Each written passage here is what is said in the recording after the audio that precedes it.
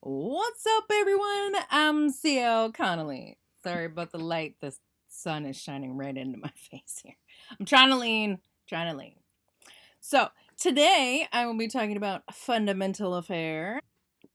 Fundamental Affair is the third book in the Affair series and my fourth published book. And I started writing Fundamental Affair in January of 2019, so just last year. And my first draft was completed by March, the same as I did with Killer Suburbia this year. And I was editing Family Affair at the same time as I was doing Fundamental Affair. So, of course, I'm trying to get Family Affair done. I'm starting with Fundamental Affair. I'm trying to kind of collab everything together because, it's in the same series. So, for 3 months, I eventually just let Fundamental Affair sit so I could finish with Family Affair and get that one out. So I did have an issue, however, in July. Okay, so I have a Mac and I've always had a PC. And I'm used to having the flash drive that plugs into the side of the computer. Well, on a Mac, it's not the same. It has to have a converter piece in order to plug the USB into the converter piece so it fits inside the Mac. Okay, fine, cool, I can do that. Every time I moved my laptop in any way, the USB would come loose, and then it would tell me that it was incorrectly disconnected. And I'm like, it wasn't, because it's still there. Well, in July of 2019, I had, let me put it this way, because I live in an RV, I go to my parents' house every Tuesday to do laundry. Well, I was over there and I had picked up my laptop to go check on the laundry, and the USB had actually kind of jarred and disconnected, right? Of course, it's still plugged in, but it popped up on the screen, said it was disconnected. So I was like, okay. So I tried to save it, but it said it was being saved by another program. And I'm like, why would it do that? And I thought, okay, save anyway. So I did. I saved anyway. No big deal, right? Wrong. I X'd out of it without thinking about it and then tried to get back at it, and the file was corrupted. It was gone. The whole thing was gone. And I was so upset. And everybody's like, where's your backup? Where's your backup? The flash drive is my backup. Because if you save anything on a hard drive of a computer, the computer can crash. So the flash drive is my backup. I've never had this problem since 2001. I had never had this problem, so I didn't think anything of it. But of course, Mac is a totally different animal, right? So, or fruit, however you want it. But so anyway, so when it had completely corrupted the file and I couldn't get it back, I took it to 3 different Apple stores to see if maybe somebody was tech savvy enough to bring it back. No. But luckily, okay, due to the fact that I do, and I'm going to show you this, I do my paper edits. This is Killer Suburbia paper edits. This is what I have done so far. And this is what I have left. So anyway, but because I have paper edits, I still had a paper copy of Fundamental Affair. I wasn't happy about it, but I had the paper copy. So now I save everything to the hard drive of the computer.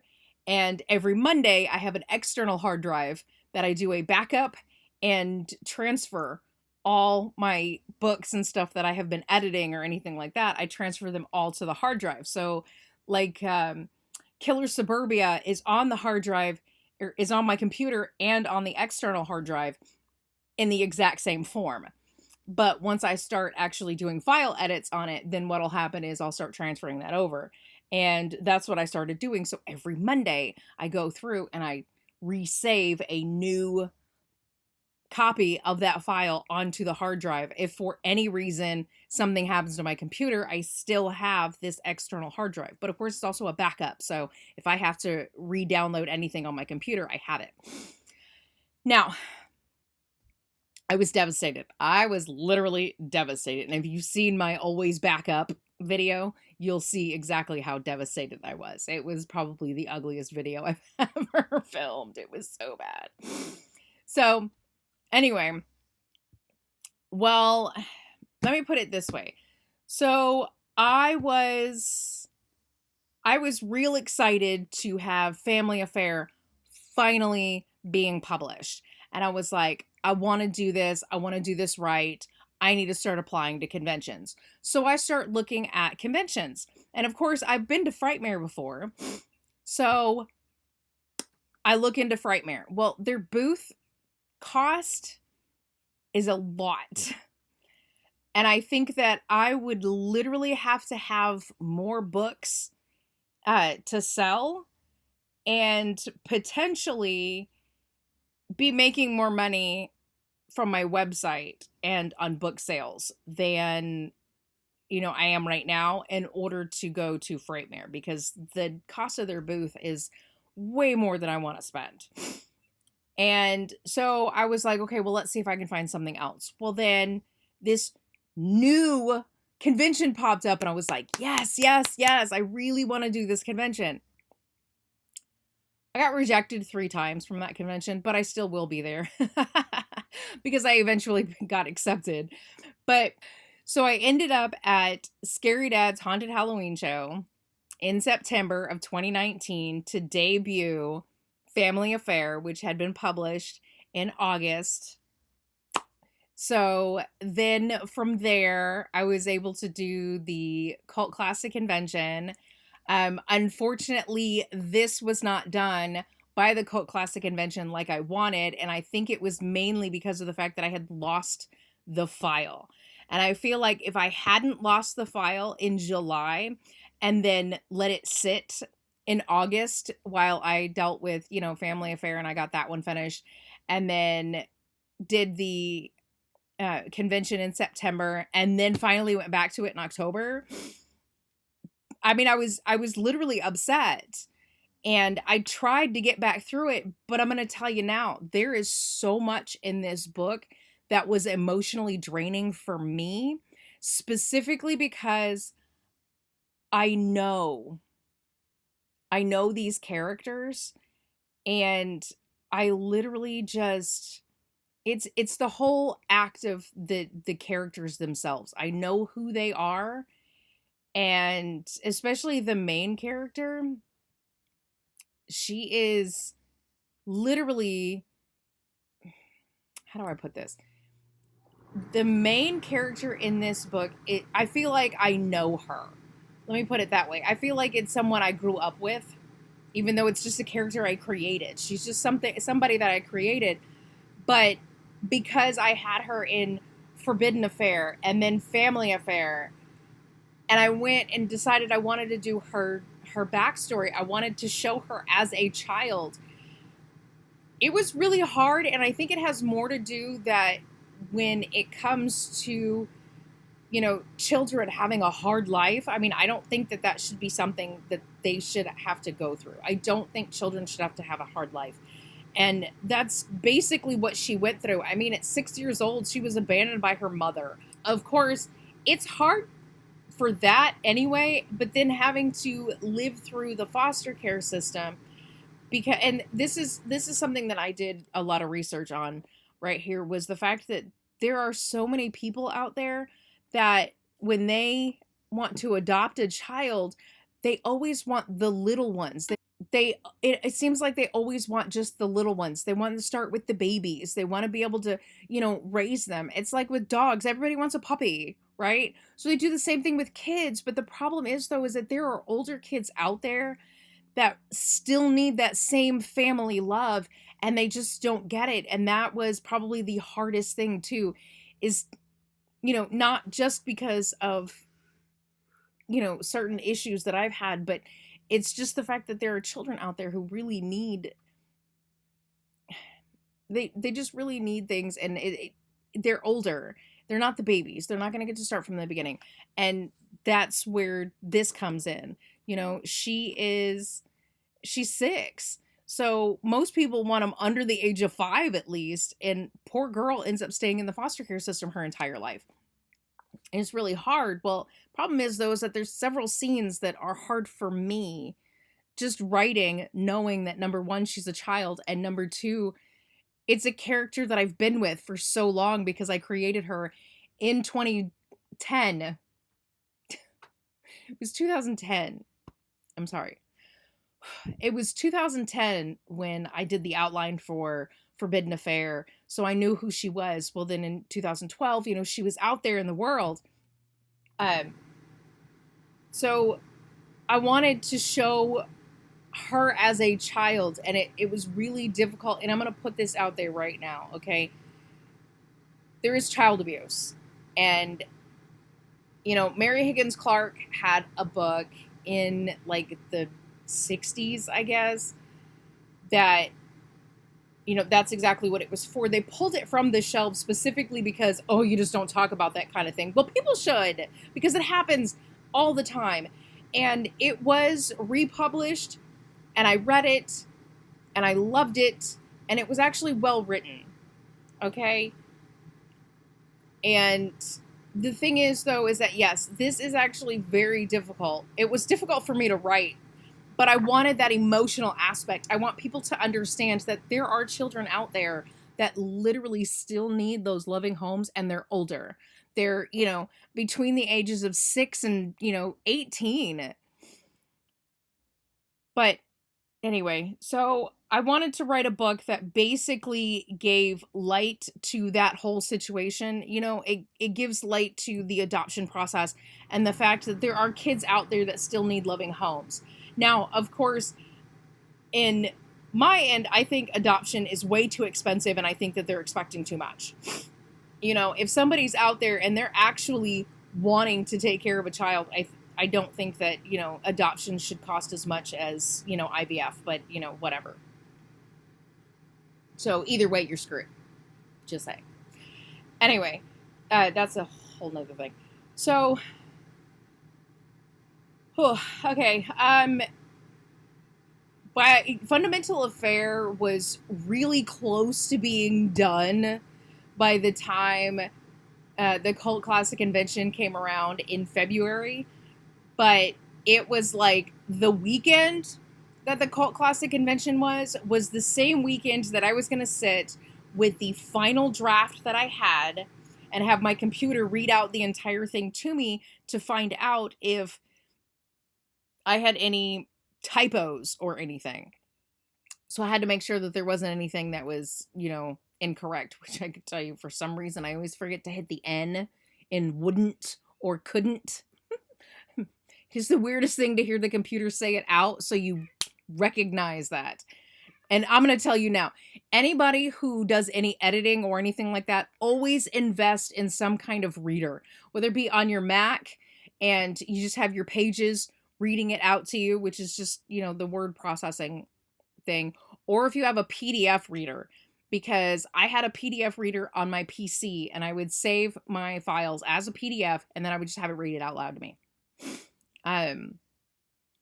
So anyway, I think that that's like the best way or the easiest way to be able to hear your mistakes. Because they always say read it out loud.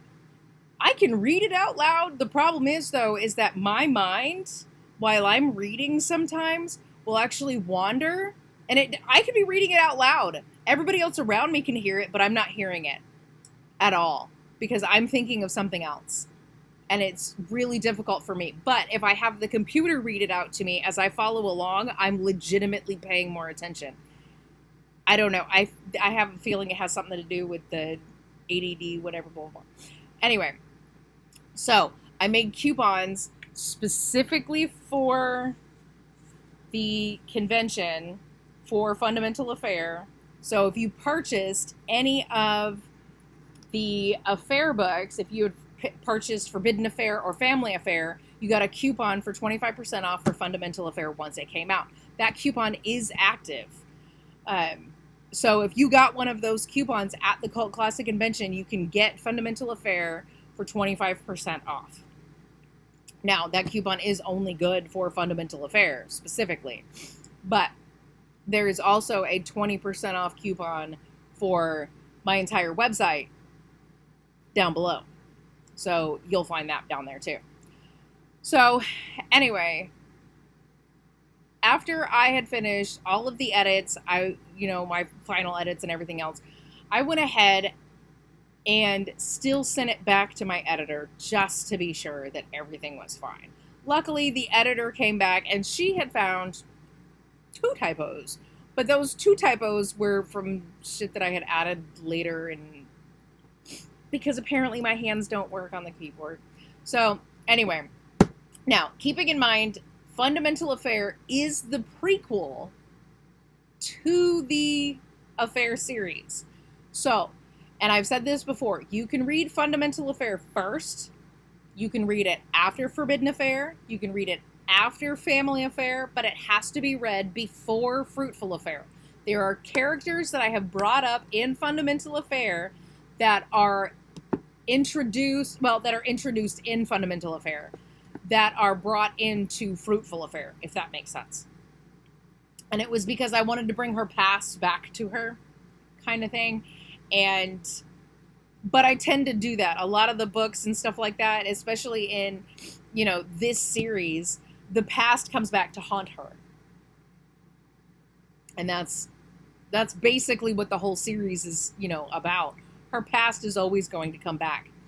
And that's why Fundamental Affair was written. It was basically to introduce characters and how she met them in order to throw them into Fruitful Affair. So, and I'm editing Fruitful Affair. Now, next week's video is going to be a short summary of Fruitful Affair and Killer Suburbia. And that'll be the last video. But this is the 4th video of the 5 video series. Okay. I'm going to go ahead and read the back of this one here. Okay, it says, children should be cherished. When Mackenzie was abandoned by her mother at 6 years old, she was thrown into a world that she didn't even know existed, the foster care system. Each foster home Mackenzie was sent to would break down her spirit. She was beaten, abused, molested, and ripped away from a loving family. Will Mackenzie survive the foster care system? Will she ever find a forever family? Or is she destined to be alone forever? I can read a small snippet.